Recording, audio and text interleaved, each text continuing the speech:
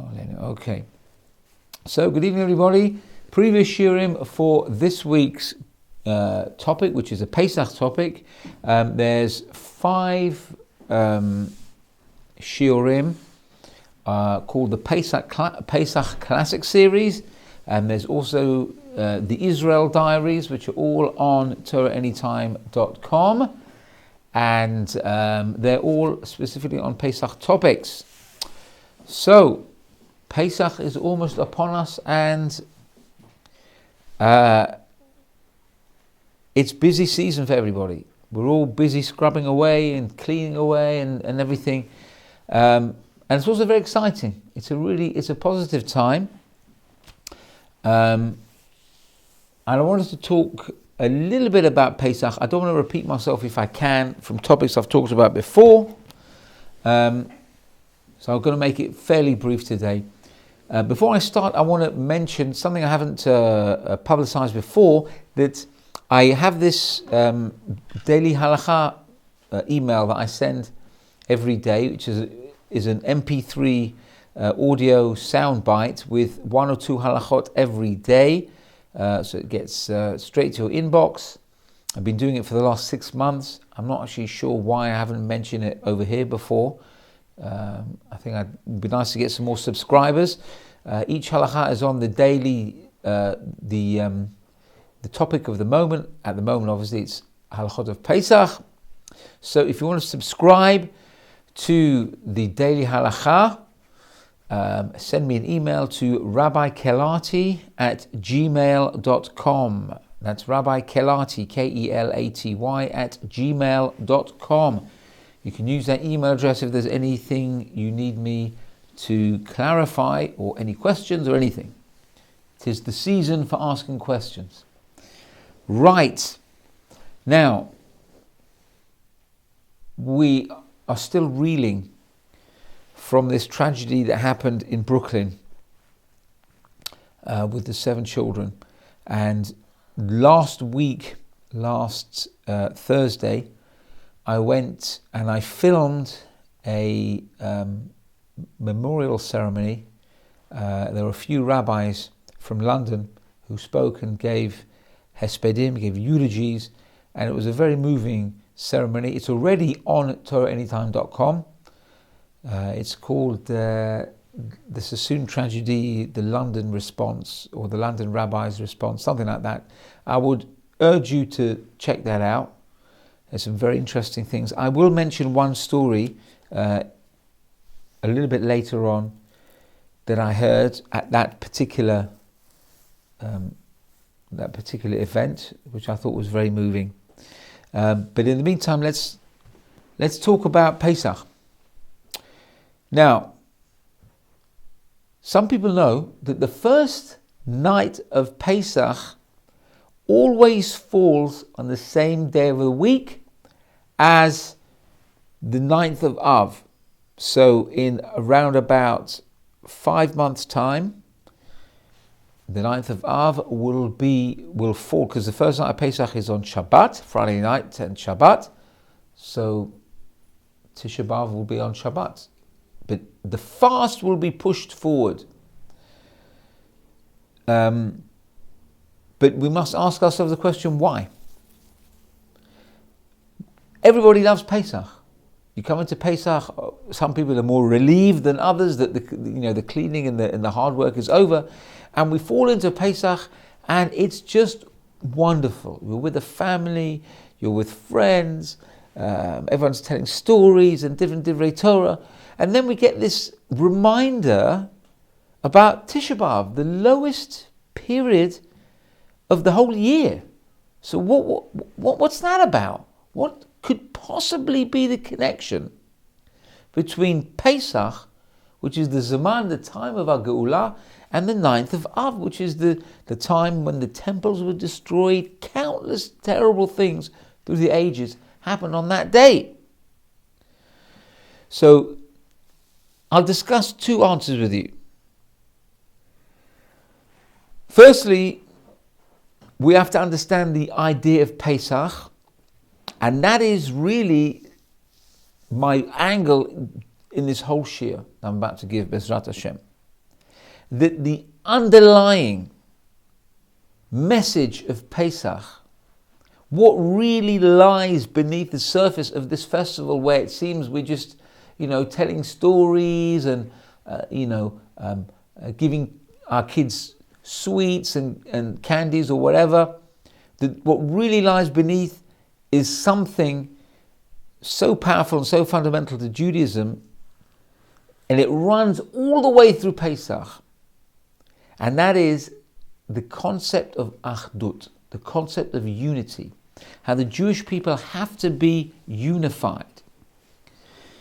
Of course, the other main focus of Pesach, which again is not just to do with Pesach, it's to do with every festival, to do with everything, and it should be the focus of our lives, but which is really accentuated during Pesach, is the idea of hakarat tov, gratitude.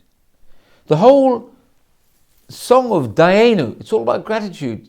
We say, Hashem, if only you just did this one thing, that would have been enough. But you did something else, and something else, and something else.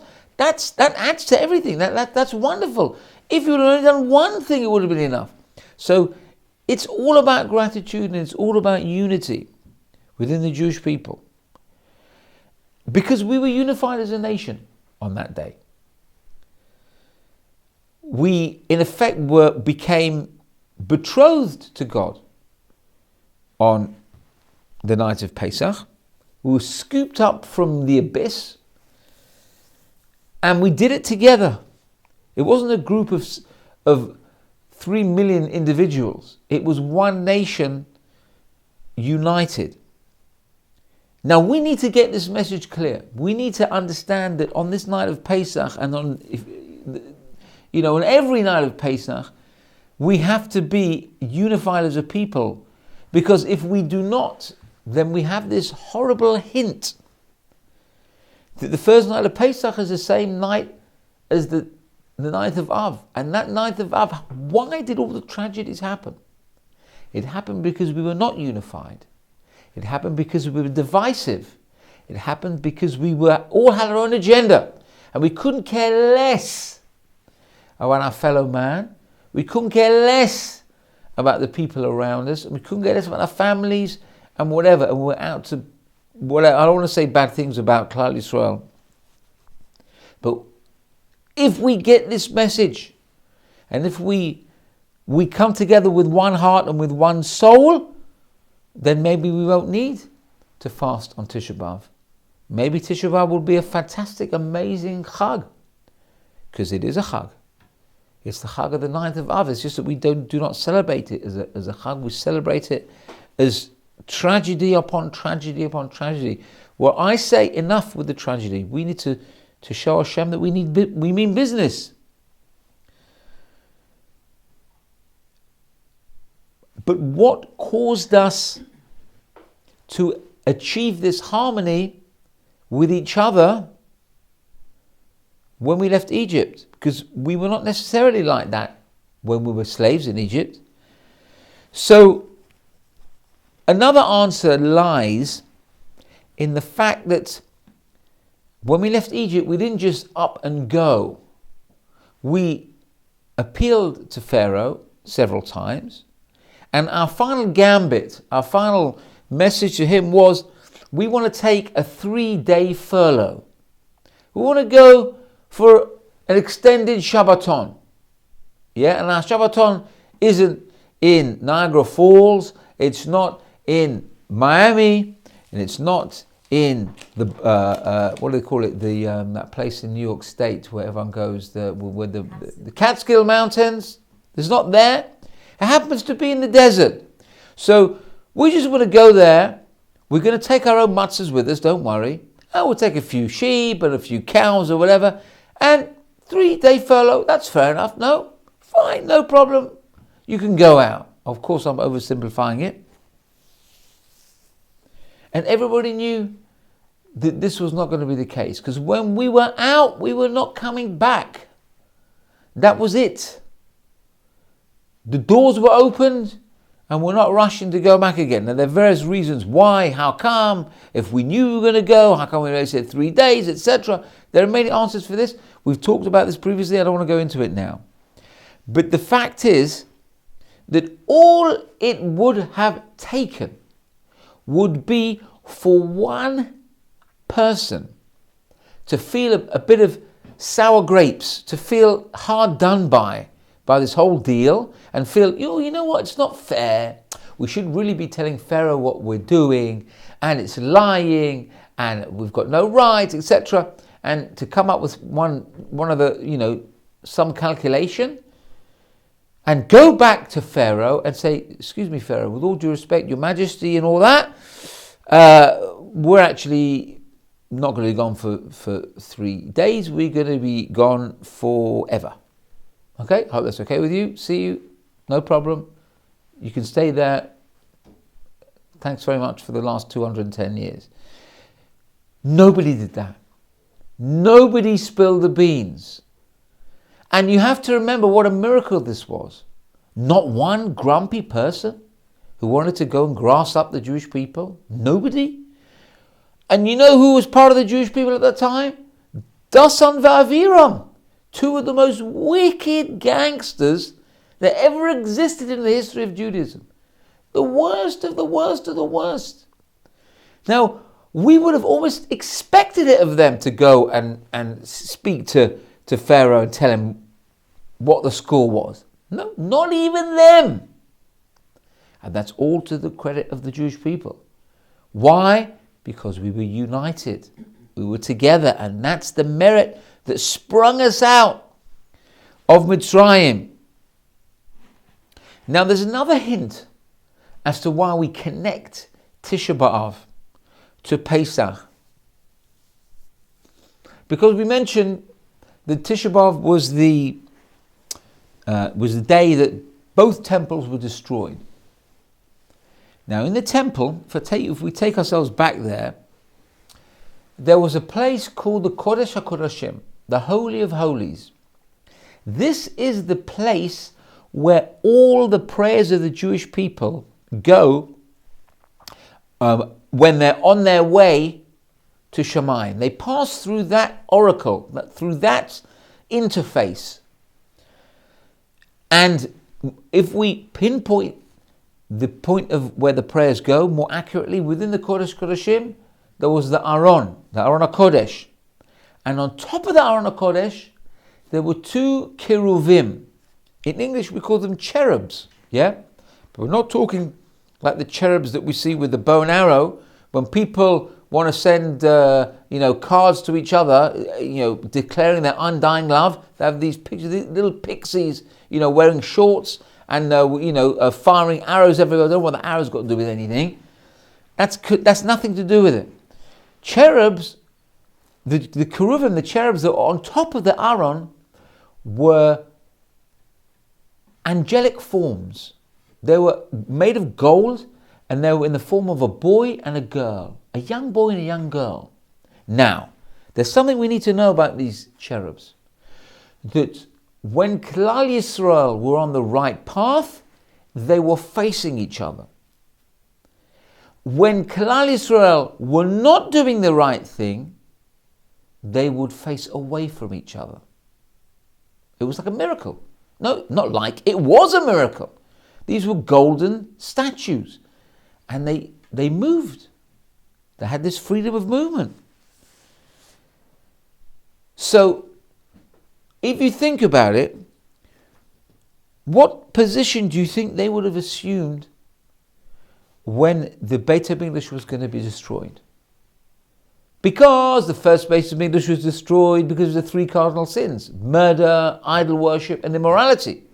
And the second Beit HaMikdash was destroyed because of senseless hatred, people hating one another without any consideration one for the other. So you would think, well, we got it wrong. So therefore, you would be right in thinking that the cherubs would be facing away from each other and saying, oh no, Klal Yisrael are not doing the right thing. Let's turn away. When the Beit HaMikdash was about to be destroyed, the 2 cherubs, the 2 cheruvim, were not looking at each other, But neither were they looking away from each other. You know what they were doing? They were in fact embracing each other. They were hugging, for want of a better phrase. What's all that about? How come they were doing that? The lowest point in history, when we lost the beacon of Kedusha, the place where Hashem rested his Shekhinah, or rests his Shekhinah, because the Shekhinah never left the Kotel. Hashem destroyed his own house. So why were they? This is a time to show undying love. The two cherubs showing this display of affection. Why? So I heard a beautiful explanation. Because at the time when disaster, and it really was a disaster, it was an unbelievable disaster, we'll never know what a terrible disaster it was. When that disaster was about to strike, it was a case of do or die. It was a case where they had nothing left to do. They had to show closeness. They had to show affinity. They had to show that affection where, we know the worst is going to happen.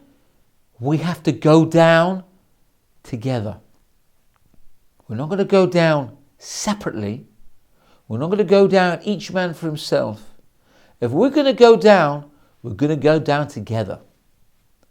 They say, it's not entirely connected, but they say there's no atheists in the foxhole.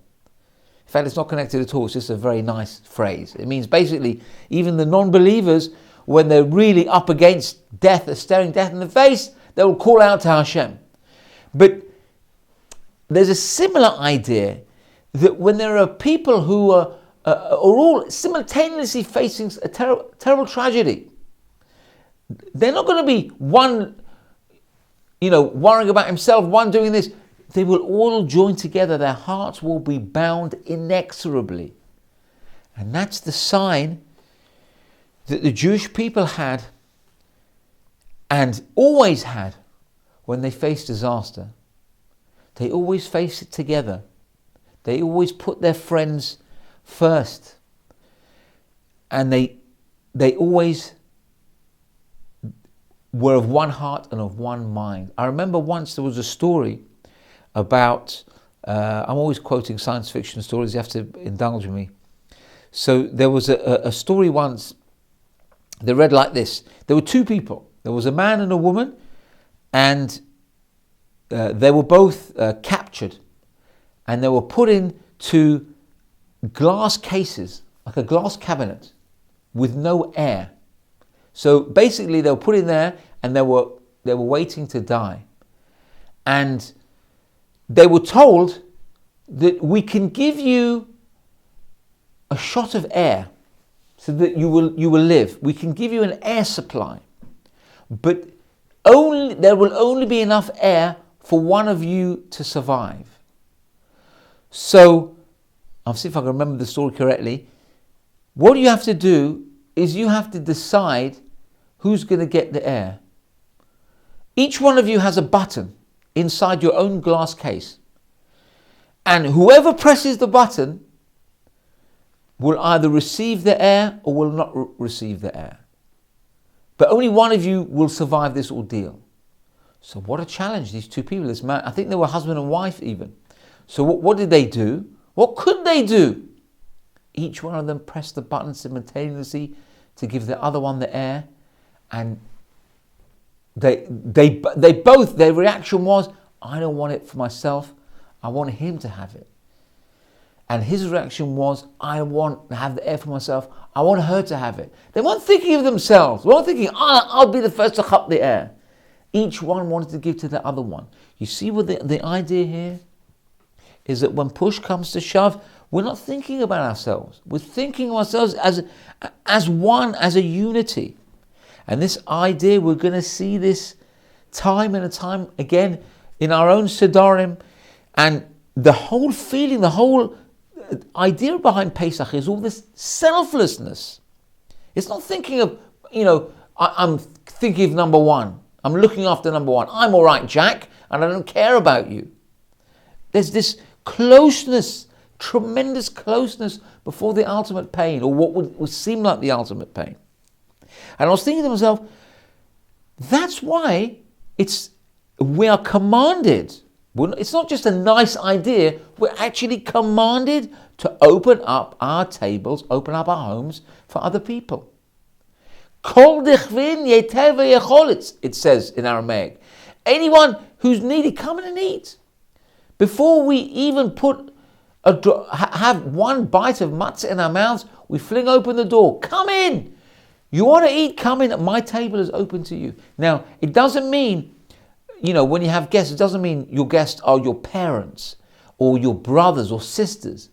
That's like your family. And your friends as well. That's not called inviting guests. It's talking about people who it's difficult for you to have them. And it takes a bit of effort. And perhaps there's a bit of a Yetzer Hara for you to say, no, I don't want to have them. But you say, you know what? I will. I will have them anyway. There's no challenge in inviting your parents. I'm talking about a normal, non-dysfunctional family. There's no challenge about inviting your parents to your Seder table, or your parents inviting yourselves to their Seder table. That's not a challenge. That they say, I think it's the Rambam or the Ramban, or whoever it is slips my mind for the moment, says, if you invite your family and friends and think that's called inviting guests, then that's not the simcha, that's not simcha of Yom Tov, that's simchat kreiso, that's the simcha of your stomach. You're feeding your buch. That's all it is. There's nothing, that's not called opening your table. So the idea is, I'm not thinking about me. I'm flinging open my door and asking and declaring, come in. It's not too late. It's never too late. Of course, we're supposed to invite the guests beforehand, but we also fling open the door. We say, look, it's never too late. We still want you to come in. It doesn't matter. Don't worry about booking, schmooking, nothing. Come in. Where there's a will, there's a way. You're welcome at our table. Now, the Ben Ish Chai says a beautiful idea. And it's again got to do with this idea of bonding, of coming together under one common purpose. The Ben Ish Chai says, where is there the idea of coming together and correcting our previous sin of being divisive and being disparate, and correcting it by coming together and bonding? The Ben Ish Chai says it's from the most unlikely source. The Ben Ish Chai says it comes from the Manishtana. And which verse in the Manishtana shows this? It says Ben Ish Chai, the verse that says that on this night we don't dip once like we do during the year. We dip twice. Because if we want to eat a vegetable and we want to dip it, we just dip. But on this night we dip twice. We actually dip twice in the salt water. How come? It says, well, we think it's we dip twice because there's different things. So the Ben Ish Chai says there's a significance in these two dippings into the salt water. The first dip is to do with a famous dipping that was done way back in the Sefer of Bereshit. When we look back at the whole story about Yosef. So what happens when Yosef was taken by his brothers and thrown into a pit? His brothers ripped off his coat, went back to their father Yaakov, but they didn't go and take the coat back and say, look, here, we found this. They took it first and they dipped it in animal blood. And then they said, Hakerna, they said, look, recognize, look at this coat, you'll see it's got blood on it. Our brother, or rather your son, has been killed by an animal, and this is all that's left of him. What caused that dipping? That dipping is caused by the brothers separating themselves from Yosef. There was no unity. You see what happens when there's disunity? And that was the beginning. That was the beginning of the exile in Egypt. We think the beginning was when Pharaoh started oppressing us. No, the whole thing started when the brothers stopped their unity. When they started making groups, one group of 10 brothers against the other brother. Binyamin had nothing to do with it. It was the 10 brothers on one side against Yosef. Binyamin had nothing to do with the sale. And how did we remedy that? Well, the second dipping, which the Ben Shai says, alludes to the dipping that was done when we left Egypt. Because we were given a command before we left Egypt. We were told, take agudat Azov, take a bundle of hyssop grass, which I just recently found out translates into at least modern Hebrew or modern Arabic. I'm not sure if the words, I think it's probably Arabic. The word za'atar, you get pita bread with za'atar on it. It's like a spice. Za'atar is Azov, if I'm understanding it correctly. We love this spice. In Israel it's a delicacy. You put za'atar on everything. So that za'atar is Azov. It's hyssop grass. It's a herb.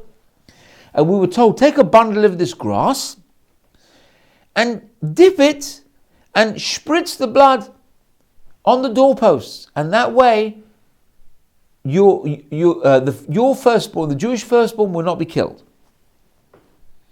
Now, what was the word that I just used to describe the bundle of hyssop grass, the bundle of Azov? Was agudat Azov. Agudah. That word agudah should ring a bell with you.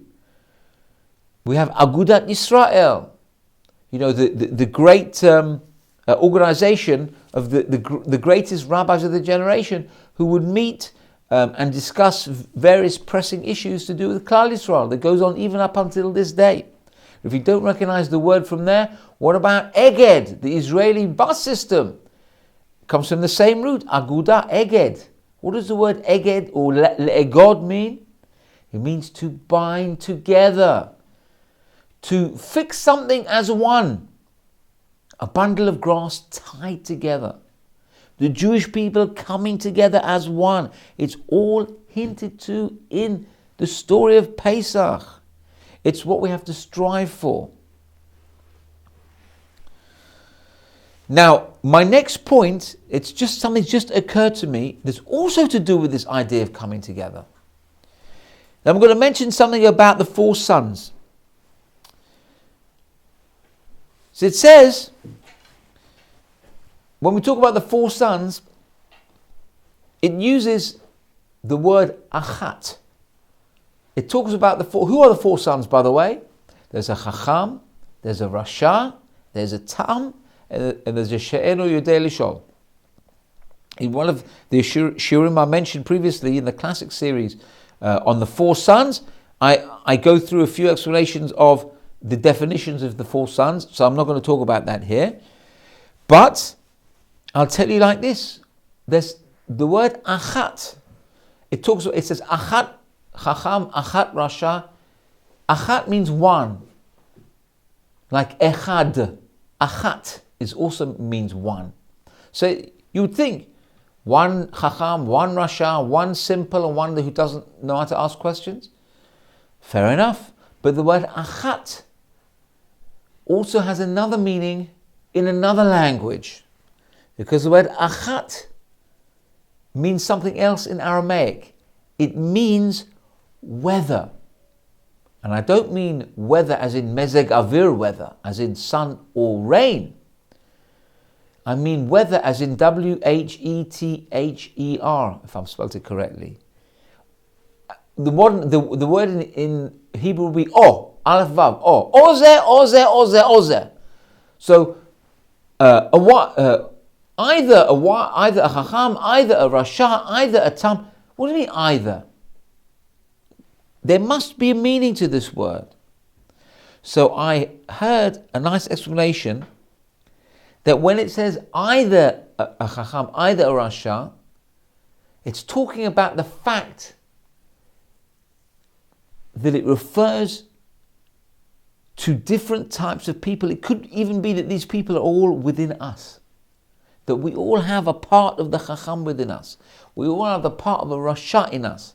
We all, or rather I should say a tendency. We all have a tendency to be a tam, to be a simple person. We all have a tendency not to want to ask, not to want to get involved. How many times in our lives, and I'm not talking to you, I'm also talking to me as well, how many times do we just say, you know what, I don't want to get involved because it's not my business and it's more trouble than it's worth. Now, that might be true. You might be in a situation where whatever you say will be thrown back in your face and you'll be absolutely ineffective. And if anything, you'll be doing more damage than doing good. But very often, and I really mean this, very often, that excuse, I don't want to get involved, often means I cannot be bothered. I don't have the time. I don't have the headspace. I don't have the energy. I cannot be bothered. One must make a difference between I don't want to get involved and I cannot be bothered. Because very often, in fact, almost exclusively in those situations, God will tell you, I want you to be bothered. I want you to get involved. Nobody's saying it's going to be easy. Nobody's saying it's going to be pretty. Nobody's saying you're going to do what you're doing to make friends. Sometimes it's going to get ugly. But there are times when you need to muck in and do what's right. And don't say, I don't want to get involved. You have to be somebody who just mans up, for want of a better phrase. Man up about it. Get stuck and get involved. So make the cheshbon, make the calculation if you're in a situation where it's going to possibly make you unpopular. Because who can be greater than Avraham Avinu? Avraham Avinu never always made friends. He also was very unpopular with King Nimrod. King Nimrod wasn't best pleased with Abraham, I'll tell you that for sure. Otherwise he wouldn't have thrown him into the fire. So can you imagine if Avraham Avinu said, I don't want to get involved. I don't want to stand up for God. I know that I love God. But why should I show everybody else? I don't want to get involved. Sorry, I'm not jumping into no fire. Of course you have to get involved. That's the She'enu Yodei Lishol. He doesn't want to ask. He doesn't want to put himself out. There are times when we have to put ourselves out. So when we talk about these four sons, we're talking about whether we are a Chacham, or whether we are a Rasha, or whether we are a simple person, whether we don't want to get involved, we don't want to ask. Come to our table. Come and join us. Because the worst thing we can be is that if we are none of these four sons, we're not any of these four sons, we're actually the fifth son. And who's the fifth son? Famously, we've talked about this before. The fifth son is the son who is not at the Seder table. He's the one who, he says, I've got nothing to do with this. I'm numb. I don't understand it. I don't want to understand it. I don't want to be there. Because even the Rasha, with his bad ideas, when he's rejecting everything, at least he turns up. At least he's sitting at the Seder table. He's made the effort. It might not be for the right reason. He might have come there because he just wanted to argue. Or he might have come because he likes matzah. Or he likes the egg in the salt water. Okay, so it's not the right reason to come. But he came anyway. That's commendable. But the son who's outside on the street, we flung open the door and he's still not coming in. We've appealed to him and he's still not coming in. That we don't wish on anybody. Those are the people we want to make him one of those four sons. Because if you think about it, these four sons, what happens with these four sons? Every year it's the same Rasha. Every year it's the same Chacham. We revisit them every year. What happens to these people the whole year round? You know what I heard? I heard that these four, by the end of the Seder, because we talk about them at the beginning of the Seder. By the end of the Seder, we don't have any more Rasha. We don't have any more Tam. We don't have any more Shen Yodeh L'Shol. We've brought them all up, even beyond and higher than the Chacham. Because the Chacham is also not so perfect necessarily. Because the Chacham can also be a Chacham with Chokhmah, which may not be correct. Now, that's not everybody's idea. There are many, not everybody thinks like that. But then my question is, why is he called a Chacham? Why is he called a Tzaddik or a Chassid? A Chacham can be read either way. Remember, his question is the same as a Rasha, with minor differences. So, by the end of the Seder, we've brought them all in and we brought them under our wing, and they're all back on the derech and they're full 100% with us. Next year, we're working on a new Chacham and a new Rasha. The old ones, we already brought them under our wing. That's what they're doing the rest of the year. They're on the right path. Bezrat Hashem. But that word achat is related to achdut. That's another hint that we want. They're connected. Each one of these four sons is connected. Achat, achat, achat, achat. They're all connected as one. Now let me talk about the Rasha. I'm going to talk about the Rasha. He's the only one I'm going to focus on now. So, the Rasha denies everything. He's a denier. He says, what is this work? What's all this about work? What's this whole business about being in Egypt? It was supposed to be 400 years, and then it became 210 years. We've got 190 years taken off for good behavior. And because, what is all that? So what do we tell him? We say, Haker, we blunt his teeth. We give him a chapuch, we give him a petch, we chap petch. Well, not we chap petch, he chaps a petch. And then we tell him, you know what? If you were around at the time, you would still be there. With your ideas, your strange, your krum hashkofas, with your twisted, warped thinking. You would still be there. We came out. And you came out. And it's a good job we didn't have those ideas at the time, because you'd still be there. What is the explanation of these strange things? He comes up with this. He's attacking the work and he's saying, what's the point? And then we're potching him in the teeth and we're telling him you'd still be there. What is this? So to answer this, we're going to have to explain why our sentence in Egypt was reduced from 400 years to 210 years. It was almost halved. That's very significant. 190 years is not like, lahavdil, leaving prison and getting off for good behavior, leaving 2 years early. We're talking 190 years. People are born and died and are born and die, and generation of people's grandfathers grandchildren were already born after this time. So it's a long, long time. So one answer why we merited these 190 years is because we had more than our fair share of affliction. Because on paper, this was not part of the plan. We were supposed to be slaves in Egypt. That's one thing. Nowhere, in no small print, was it the instruction for us to be killed and mutilated and our babies to be taken and thrown into the walls and to the cement and killed and their blood taken and used for Pharaoh to bathe in. No way was that part of the plan. That was all the Egyptians' extra cruelty beyond, way above and beyond their agenda.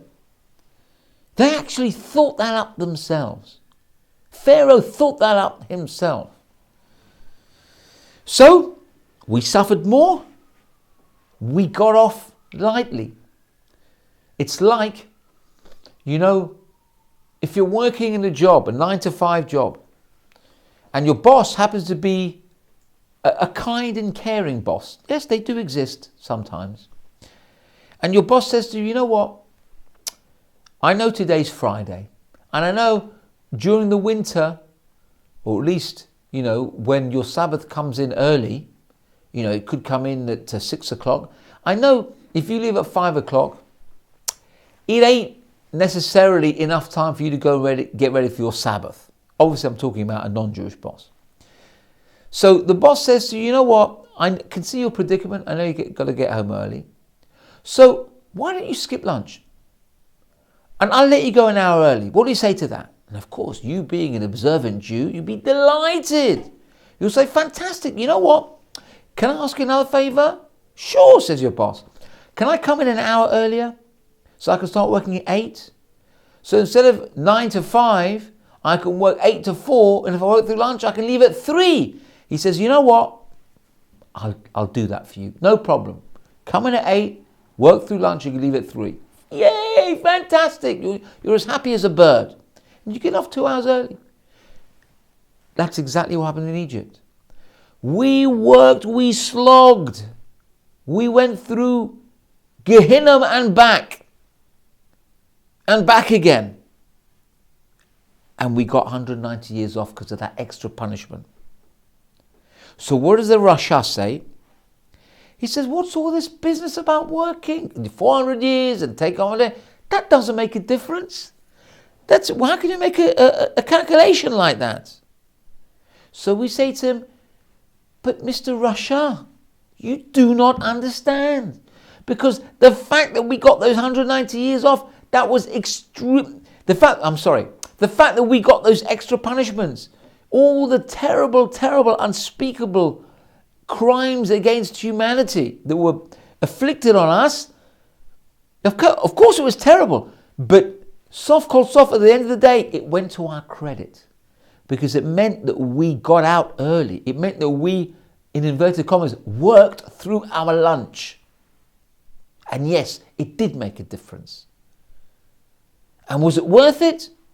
Well, there's no answer to that question. We don't know. We can't say. But ultimately, when you look back at it, yes, because we left early and because generations would still be slaving away while we were getting the Torah at Har Sinai.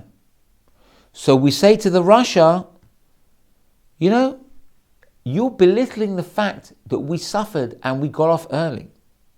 But if we go by your calculation, you would still be there. We will be sunning it off in Eretz Israel after a mere 40 years in the desert, and you would still be there. You'd still be working. You still have tens and tens, if not triple figures, left to go.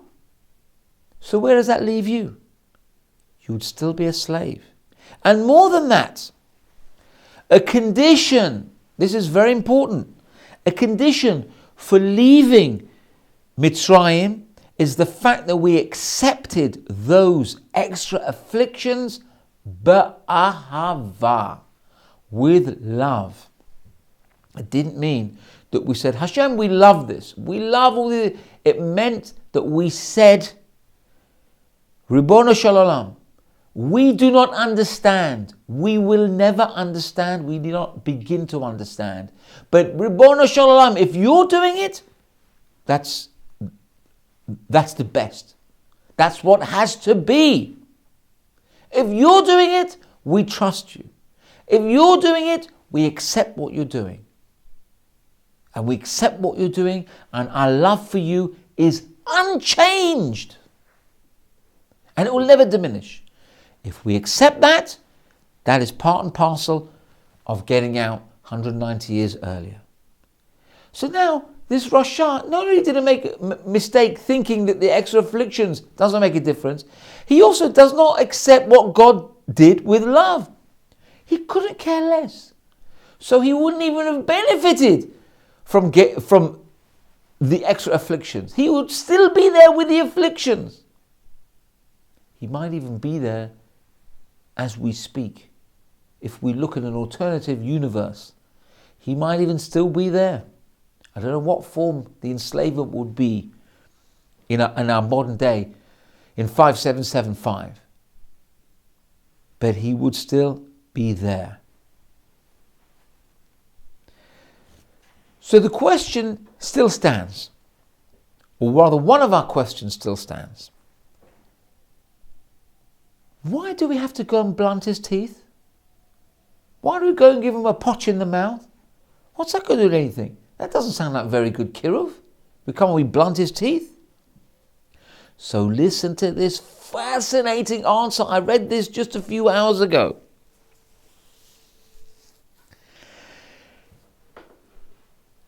The Gemara in Sanhedrin, if I'm not mistaken, says something fascinating. That a person very often deserves something. And he will get that thing whether he likes it or not. Let me give you an example. If a person steals something and he benefits from this thing, he goes into a shop and he shoplifts. He comes out with a big bag of kettle chips. Obviously the ones with the KLBD, kosher logo on it. Yeah, I don't know why he's buying kosher crisps if he's stealing, or rather I don't know why if he's stealing if he's keeping kosher, I should say. Anyway, he comes out and he steals it and he eats it. Now you could turn around to him and say, why did you steal it? And he says to you, well, who cares? I benefit from it. Nobody caught me. But we have to explain to him the following. That you're right, you did benefit from those potato chips, those crisps. But there's something you neglected to understand. Because whereas you benefited from those crisps, and you were always meant to have those crisps, but it wasn't necessarily the case that they had to come to you by stealing.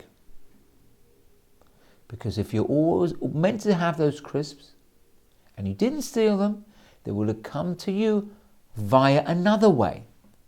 Some kind soul would have gone into the store and bought them for you and say, hey, I love you so much, man. I bought you a bag of potato chips. Oh, thank you so much. Or you would have had the money in your pocket, you would have bought the crisps. I'm sorry, I'm changing between potato chips and crisps because I'm speaking to English and Americans at the same time. So they would have come to you no matter what. Magia lacha. They were coming to you. You stole them, you came about it the wrong way. The Gemara in Sanhedrin talks about that. How does it define it? It's like eating unripe grapes. Botzer, I think they call it. Or not botzer. There's another word for eating unripe grapes. Novelus. The Mishnah talks about it as well. Novelot. Unripe grapes. They're very bitter. You just have to wait. You have to do things the right way. Wait for them to get ripe, and then you can have them. You can have them anyway. Why take them when they're unripe? Why steal them when you could wait? Why?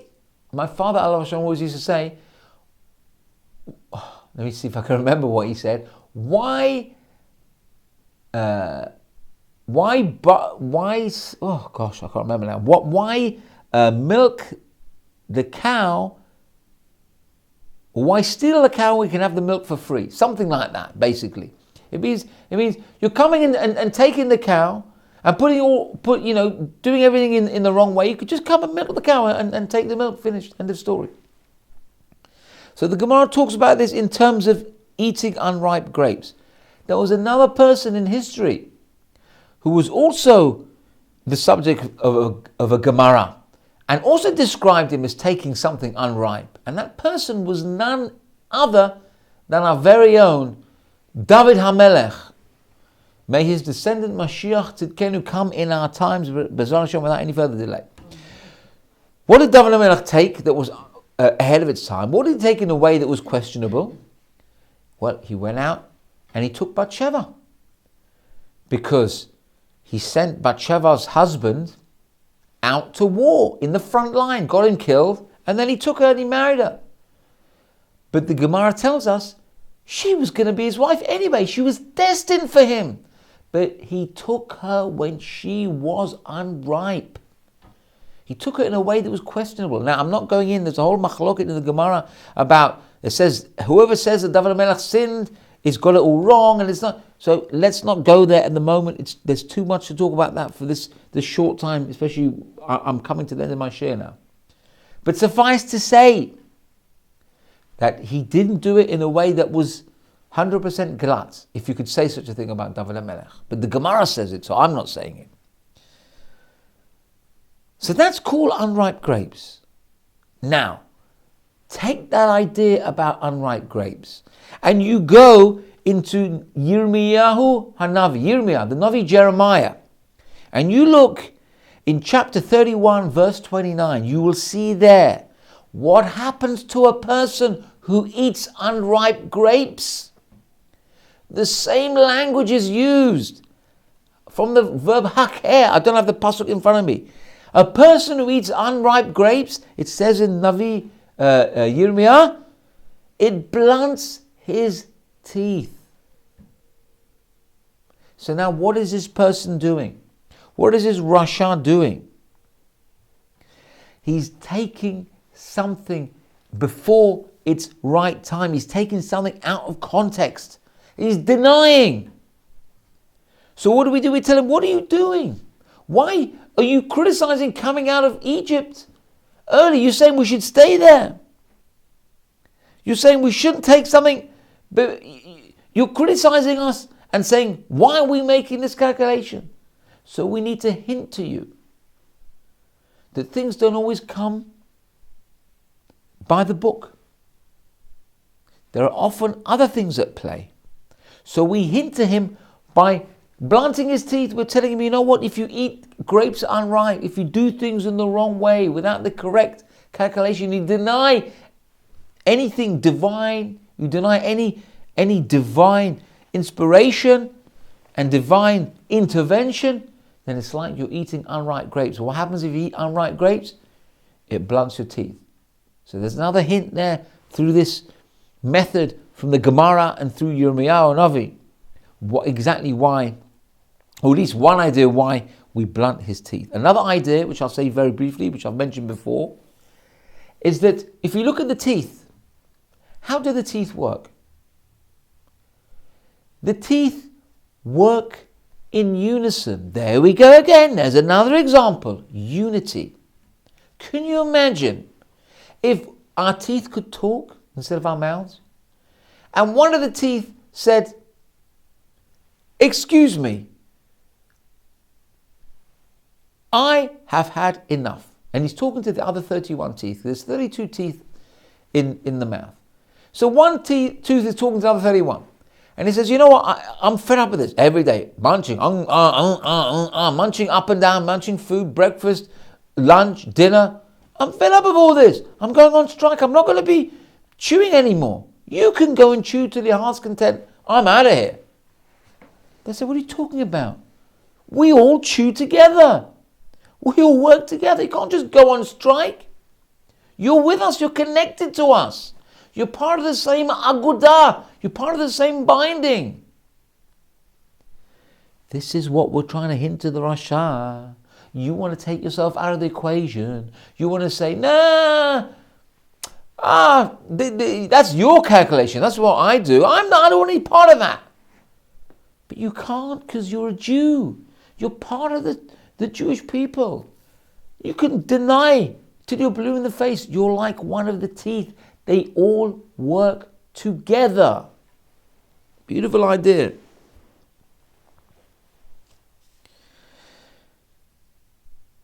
Now, we talked about accepting affliction with love. And we talked about in Egypt that the Jewish people accepted what was happening to them from Hashem. They accepted that Hashem knows what He's doing. He knows, we don't know, we will never know. But that was then.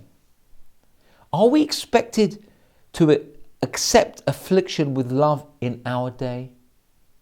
Are we expected to suffer terrible sufferings and just say, Kol man da'avid rachmana letava avid, that whatever God does is for the best?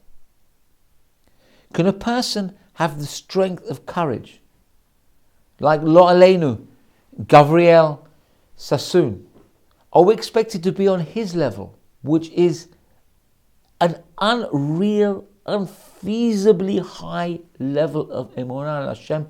Nobody should be tested like he should be tested. Nobody should be tested anywhere near. But for him to come out and say what he said, that man is a gibor. That man is a mighty man. That man is a living sanctification of God's name. He should be praised to the high heavens for speaking like he spoke and speaking with total conviction. He did what Klal Yisrael spent years and years doing. He did it in a moment. But nobody should be tested like that. But what about the ordinary person? Is there anybody in our generation apart from him who can accept God's affliction with love? So let me now share with you the story that I heard when I was filming that memorial service last Thursday. And it was from somebody who I admire, who I consider one of the most underrated speakers around today. His name is Rabbi Yeshua Hartman. He's a teacher at Hasmonean. He's revolutionized the Beit HaMedrash program in Hasmonean High School. He is a gem. He is somebody who, he's just like a hidden miracle. And he told the following story. He said, and it's a true story, he said there was a woman in Haranoff who was diagnosed, unfortunately, with a very, very bad disease. I don't even want to mention the name. And she had a husband and children. And of course, apart from the physical pain, she was suffering emotionally because her husband and herself made a decision not to tell the children, which is a very hard decision. It's a decision that I don't wish anybody to have to make. I know somebody, I have a member of my family who also had that disease, and without going into it, also that was kept from their family because they wanted I believe the reason was they wanted their children to have a regular relationship with their parents. They wanted the children to suffer. So they kept it. So this lady in Haranoff also kept it from her children until there was no way back, until they had to know. So the mother called in each child separately and she broke the news to them. And she explained her view of everything. And one of her sons, when she was speaking to him, she asked him, "Do you have anything to say? Do you have any questions?" So the son looked up to his mother and she said, "Mama, I do have a question. Why you?" So the mother looked at her son and she said to him, she said, I had the same question myself. I also asked myself, why me? And I thought about it. And I thought to myself, when I was in school and I got top grades in my class, I did very well. I didn't ask myself, why me? And when I met your father, my husband, and I married him, the most fantastic man, I married the most amazing man. At the time when I married him, I didn't say, why me? And at the time when I had each one of my children, I didn't say, why me? So why should I say, why me now? Can you imagine the strength of character to say that to your child? That, says Rabbi Yeshua Hartman, That is the Jewish approach to affliction. That is accepting affliction with love. It's a high level, but there are people who are achieving this level. It's something that we need to think about. We can't always point the finger at God and say, why did you do this to me? Why? That's the easy approach. And you know what? I don't wish suffering on anybody. But you know what? Perhaps we can be excused for even thinking like that. Perhaps the pain is so great and the nisayon is so great that we're not even thinking rationally. We can't be expected. But you know what? It's something to bear in mind. There are people out there who are living testimony to Yisurin ba'ahava, accepting suffering from Hashem with this unbelievable attitude, the correct attitude. So I want to finish off by just a couple of words of advice from a simple Jew. Please value your Seder. Value being with your family. Value your parents. Value your children and your grandchildren. Look after them. Never take them for granted. Realize that your Seder table is so holy, we can't even begin to put it into words. They say Hashem brings down His Pamaliyah Shel Ma'ala.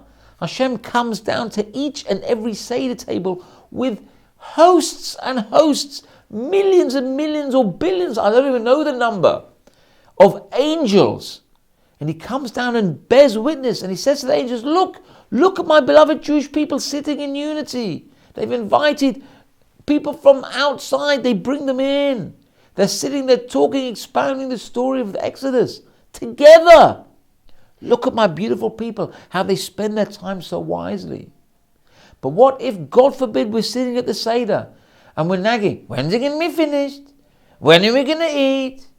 It's gone too long already. I don't want to read the Hebrew. I only want to read one paragraph. I don't want to go through all this. And I want to talk about the football. And I want to talk about the pop stars. I want to talk about the shtuyot.